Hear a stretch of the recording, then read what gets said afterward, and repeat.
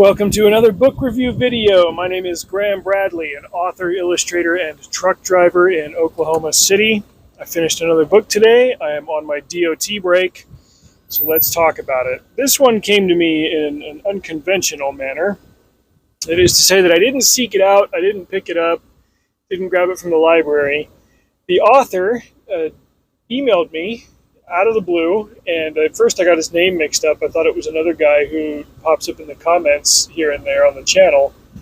And then I double checked and no, I don't think I've ever communicated with this guy. He's up in Manitoba, Canada, and he wrote this kind of literary novel. The pitch sounded interesting enough that I figured I'd just put it on the list. I got the impression that he was messaging a whole bunch of reviewers and stuff, and I just happened to make the cut, as it were.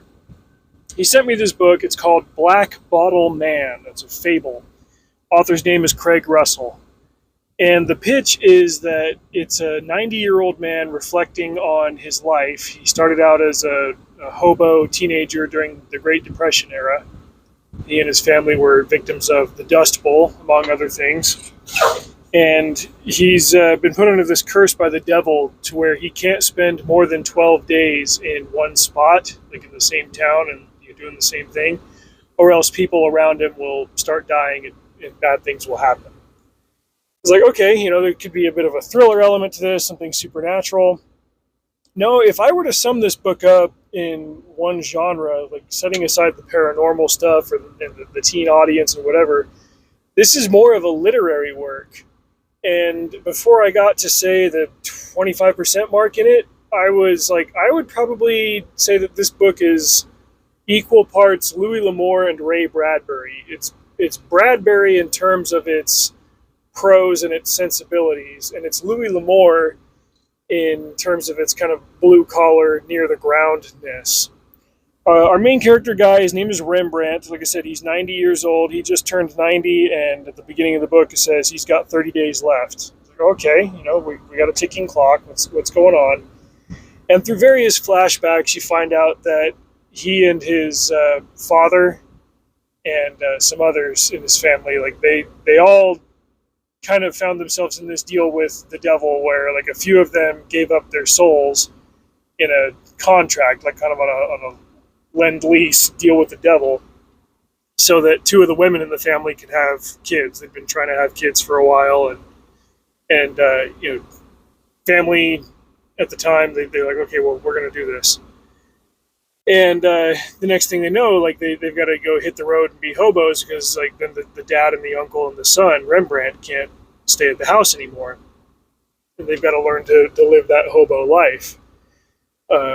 Part of their hobo quest is to find a champion who can duel the devil and defeat him and basically get their souls back. That premise it's enough to give us a compelling story. Where this book really shines is the setting and the emotional chords that it plays, the notes that it strikes along the way. I compared it to Louis L'Amour, and that's because there are parts that remind me very directly of L'Amour's autobiography, The Education of a Wandering Man. There was even a time when L'Amour in his teens and 20s was himself a hobo, although that word back then didn't have the connotations that it does now. Hobos were just guys that walked from place to place. They did the Jack Reacher thing. They would find work along the way. The government largely couldn't track them. This was still within living memory of the income tax being enacted. The IRS wasn't there hunting you down, trying to get you to justify to them how you were able to earn $1 without giving them 20% of it. And so they would just go from farm to farm or from place to place and find work for a little while and then wrap up their work and leave.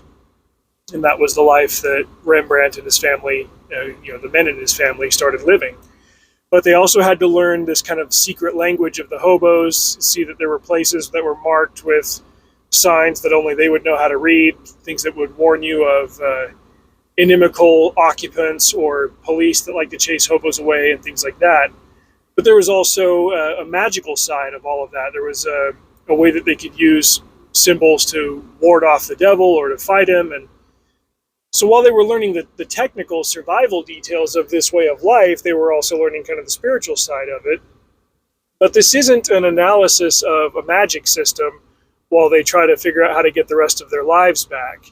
And they have some missteps along the way, but really this is almost like a memoir of a fictional character who, in his 90s, and the parts where he's in his 90s are written in the present tense, and then when he's reflecting on earlier stages of his life, those are written in the past tense. In his 90s, he's reflecting on his past and things that he gave up to live this life, all while he's questing for a champion who can fight the devil and get his life back.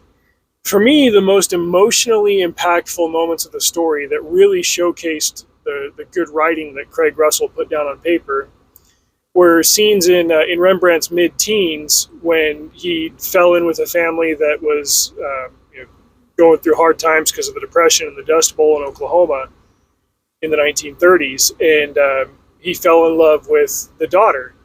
And Russell found a way to write the emotional side of that in a way that was very accurate to what teenage love feels like, without him going into the hot and heavy hormonalness of it. Like, he described it as she was true north on a compass. Like, she was a magnet for his internal compass. And like they slowly fell in love with each other, but then he's got this complication. He can't stay for more than 12 days. They become transient as they're trying to move from one side of the country to the other, and end up in California. And he's like, great, that's going to be months of moving. I'll be able to stay with her. But then they end up, the father finds a job in Chicago, and they're like, oh, great, this is good for us. We can stay put. And he's like, all right, damn it. I guess I got to come clean about this. And he's got to demonstrate some of his hobo magic and show her. He's like, this is what I've got to go up against. And as evocative as he was able to portray that whole exchange of him, Rembrandt falling in love, it was also beautifully tragic in the way that he had to go hit the road, and they eventually fell out of love because he was absent all the time. And it made these characters feel real, the way that he was able to tap into that vein of emotion. I thought the resolution of the story was satisfying. It didn't feel rushed or capped off or anything. He wasn't trying to subvert or catch you off guard. I wouldn't say that I 100% expected it to go, or that it 100% went the way that I expected it to, but it was satisfying. And there was even an afterword that mentioned that this book was published in 2010, by the way. It's almost 15 years old. But before it was a book, apparently it was a screenplay or a script, I guess. It was performed on stage up there in Canada. And me being reminded of the fact that the author lives in Manitoba and he's up there, it's like, well, he did his research not just on the era, but on the way of life that his character had to abide by in that era. The hobo life in the Depression era and up through the middle of the 20th century in the States, which I'm sure was somewhat different from how it manifested up there in the plains above the whatever the hell, 54th parallel. I know geography, I promise. Anyway, this was a rare surprise. It's not the kind of book that I would normally seek out. I'm not the biggest fan of literary fiction. When I'm reading a book that has literary pretensions, I usually prefer that it come from an author who I've read before and that I trust, like L'Amour and Bradbury. There have been times when I tried to pick up literary fiction that I know nothing about and I just can't get into it. But I kept remembering, above all else, the way that I felt when I read books that were similar to this. I think of one by, I think the writer's name is Daniel Mason. He wrote a book called The Winter Soldier that I read in 2021. It came out in 2018. I read it in 2021, and I just fell in love with that book. I need to read it again, and I need to do a proper review here. That is a hard feeling to conjure up in a reader, and it is an impossible feeling to fake. So I think it's the mark of a talented writer that Craig Russell was able to dredge that up. I think overall I would give it 4 stars. I don't think that the sum of the entire thing was oh yeah, I'm dying to give this thing 5 stars. There were a couple of spots where it lingered a little bit too much, but when it was firing on all cylinders, it was a very, very smooth ride. It came together well in the end. There were a couple of times throughout especially at the beginning, where I was like, okay, hurry up, get to where you're going. But once it finally hit its stride, it just ran smooth, and it was just a delightful read. Content warning: there were a couple of minor instances of profanity, some religious exclamations, but other than that, a clean book and a worthy read. So I would recommend checking it out. Since it's been out for a minute, your library might have it or might be able to grab a copy of it, and it's not terribly prohibitively expensive or long and protracted. Craig sent me an ebook, but I plugged it in through Speechify and listened to it at the bumped up speed, and it was under 3 hours at that. So couldn't tell you the word count, but overall a good book. Hey, thank you for watching that. Did you know that I'm also an author? You can check the description for a link to my book, Mr. Friday. It's set in a future where Black Friday is militarized and televised, and the best Friday fighters end up getting sponsors and backing, but it just so happens that the very best of them actually wants to take the holiday down. When he's approached by a couple of other like-minded fighters, he jumps at the chance, and it goes haywire from there. This is a short novella, and it's available in ebook format for just 99 cents. Drive safe. See you out there.